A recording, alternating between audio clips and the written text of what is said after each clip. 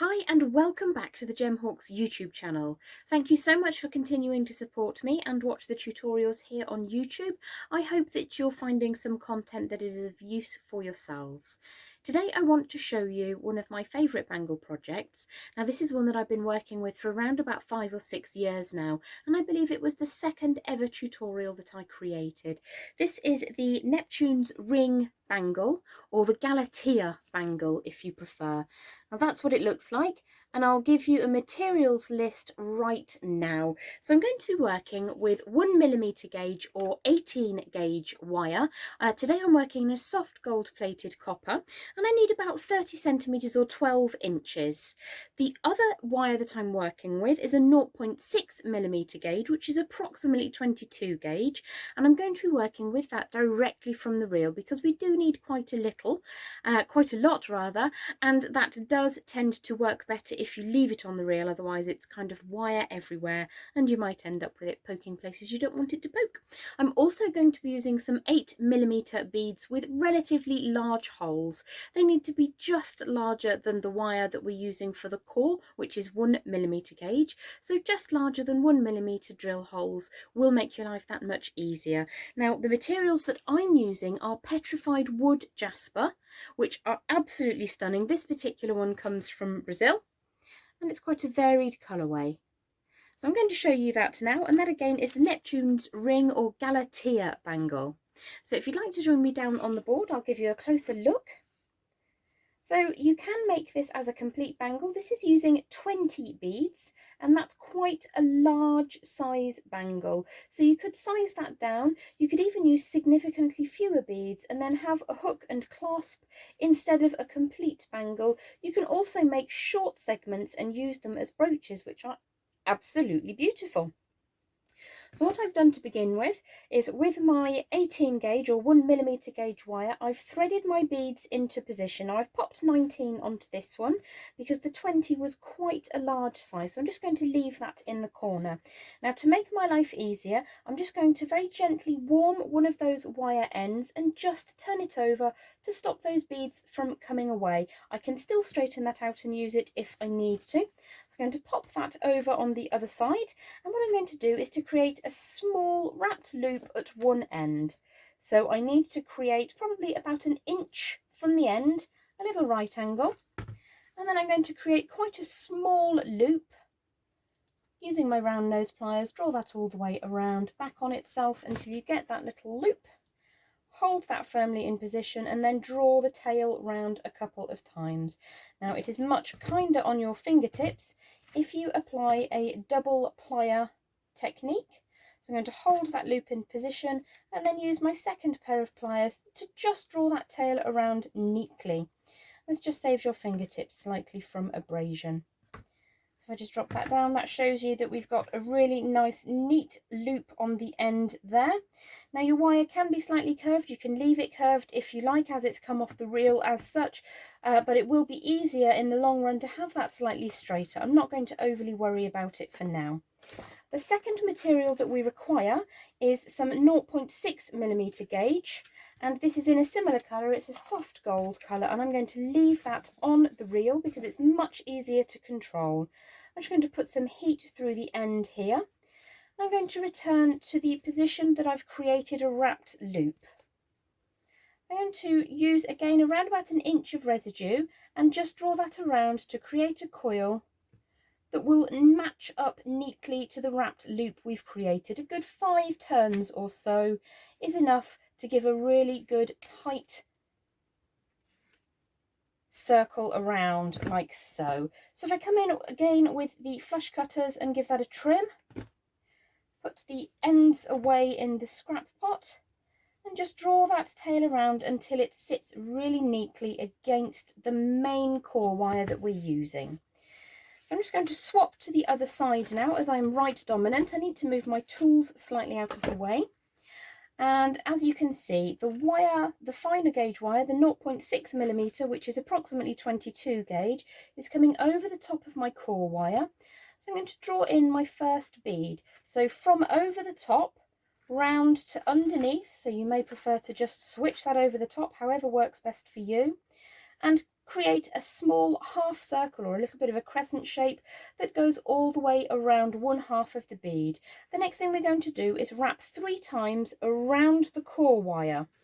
So this tends to get a little bit mobile because we're working with quite long lengths of wire. So around a second time, and then around for a third time. What we're looking to do is to have the wire position here similar to the wire position here at the beginning. So that's coming slightly up and away. I'm bringing my second bead into position now. And what I'm going to do, this is quite a firm material. Petrified Wood Jasper is quite nice and solid. It doesn't tend to chip or fracture easily. If you are working with a softer gemstone that does tend to fracture or chip, then I wouldn't recommend the next manoeuvre I'm about to show you. This is just for nice firm gemstones, your good solid quartzes, anything without too many fractures within or too much of a soft nature. So to get those coils nice and firm, what I'm going to do is push with the bead up against that coil. Now, if you are working with a softer gemstone, you can simply do that with pliers. Get that nice and tight so the coil looks almost machined. And then what we're going to do is repeat this whole number of times. So in this instance, 19 times. So you can see that my non-dominant hand is just supporting that little ring of Galatea, or Neptune's ring. It's just sitting across the bead from the top of the wire to the underside of the wire. Nice tension, but this non-dominant hand is stopping the wire from scooching all the way around. So that's once and twice. You can push that up as you go if it's easier, and a third time. You can see that my coils are slightly gappy there, so I'm just going to push those up and then slide the next gemstone into position.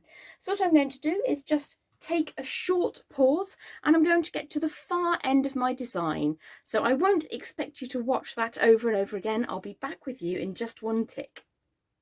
Welcome back. I have wrapped the wire, the finer gauge wire, around those large beads on the core wire several times, and I've just come to the last bead in the process, and I want to show you now what we do when we get to the far end. So if you join me back down at the board now, I've got my last bead in position, so I'm going to come from the top side of the wire, push the bead into position, skirt the wire all the way around underneath that main frame, all the way around once, and then hold.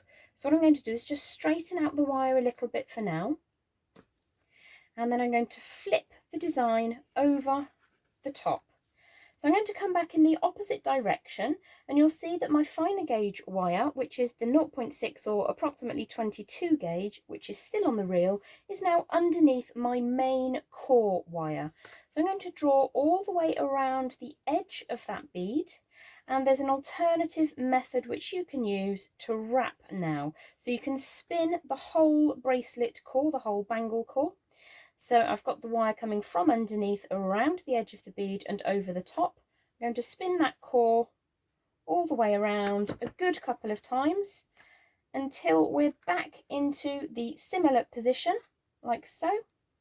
But what I do need to do is show you that the other way up. So again, the wire is underneath the core, coming around the edge now and over the top. So if you wanted to keep the frame facing in the same direction, you'll need to grip that firmly and then whiz around with the wire like so. So you're going to go again 3 times, comes from underneath, around the edge of the gemstone to over the top, trying to keep those on either side of that bead rather than letting them come up 3/4 of the way. 3 times around each core section, try to keep that neat and tidy, and then around the next bead into position. So we're going to continue all the way along in the opposite direction from where we started. Very repetitious, but actually quite soothing on the mind. This is one of those therapy pieces of jewellery which, once you've got the technique, it's actually quite a joy to work with. So once and twice and 3 times, coming from underneath that frame wire all the way around the edge, creating that Neptune's ring or Galatea design, and then all the way around the core 1, 2 and 3 times. What can happen is that your wire can get a little bit kinked, so we're just going to very gently smooth that out. We're not going to overwork it. So again, it would be quite dull for you to watch me go all the way through that process. So I'm going to ask if we can cut this bit or just speed through it.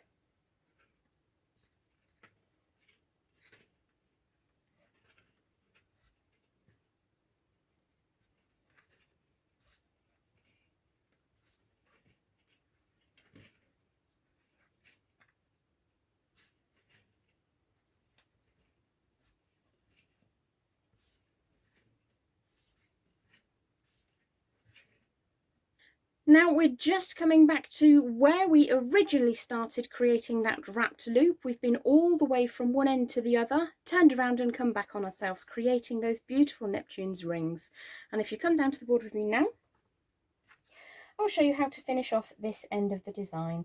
So again, we're trying to keep those rings either side quite equal and opposite. So I'm going to hold that quite firmly and then wrap several times until I have infilled where we first started. So I'm just going to trim with the flush cutters in there and then give that a bit of a squeeze and a bit of a chase around to make sure that that's nice and secure. So what I need to do now is just spend a couple of moments making sure that I'm happy that those rings are on equal sides of the bead. So you may need to just give that a little bit of a squish and a squeeze to check. And then we're going to start forming that into the bangle shape. So I want the wire to be visible like this on the body and not like this. Although that is very pretty, it can feel a little bit less comfortable on the skin. So we're going to have the curve following this formation around the body. So just very, very gently, you can use a form if you prefer, a bangle mandrel or something, but we're looking to keep the wires on the up and the down, as it were.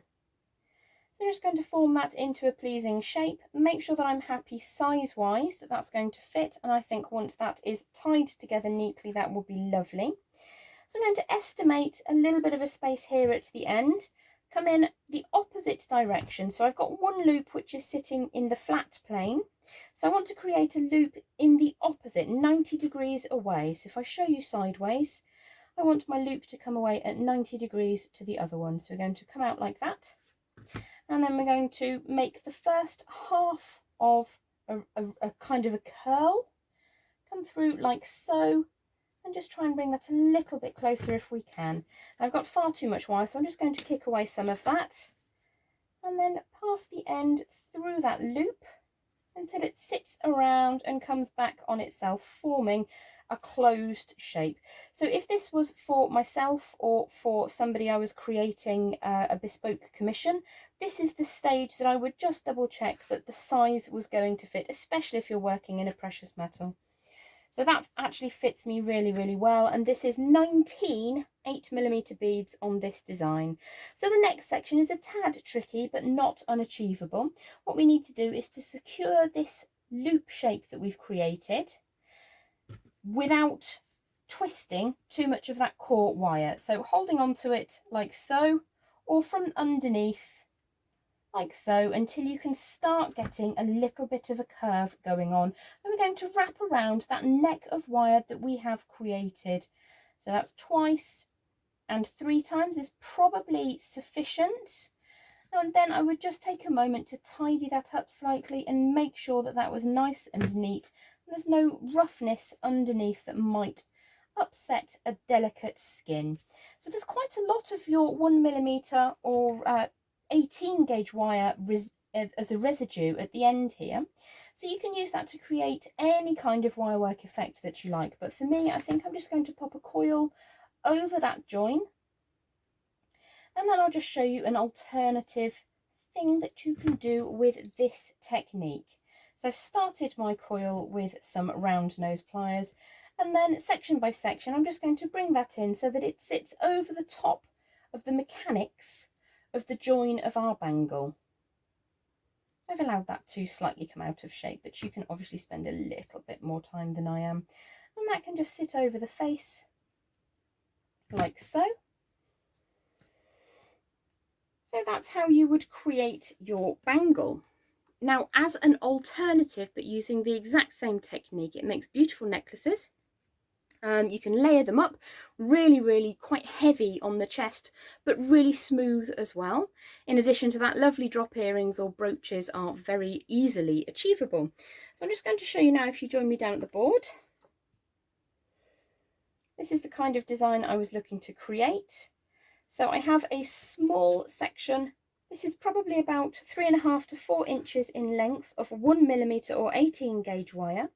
I'm going to start by creating a small coil at one end, just turning that loop around till we get going. And because I want to make earrings, I'm going to try and keep it as similar to the first one as possible. So that's working on how small the visible hole is and also where you stop turning. So I think that's probably around about the same, and I'm just going to put a kick up into a straight line. And then I would add my beads on and follow the exact same principle that we applied with the bangle part of the design. So you would come on the end here with your lighter gauge wire, your 22 gauge or 0.6mm gauge, top to bottom, around 3 times, top to bottom, and then when you get to the top, around just once and then back on itself until you end up with this. And then you can just add that to a lovely pair of hook findings, hook earrings. So the findings are opening in this direction, so I'd want to have a little sideways loop here at the top once you've completed the design. So we're just going to put a little bit of a tiny little wrapped loop at the top. You'll only need to wrap a couple of times because there's no great weight up there at the top. All the way around until you filled the gap. Trim away your excess. And then we're going to give that a little bit of a squeeze and make sure that everything lines up. So I would just take a second to centralise that loop so that the body weight of the earrings sit and fall directly from the centre. I'll just open up these shepherd's hook earring findings, pop those on, and then close that back up again like you were closing or opening a jump ring. And there you've got a pair of earrings to match with your bangles. I do really enjoy this particular technique, and I hope that you will also enjoy it. My name's Gem Hawkes. That's the Galatea or Neptune's ring tutorial. Thank you very much for continuing to watch. I do hope to see you again very soon. Bye for now.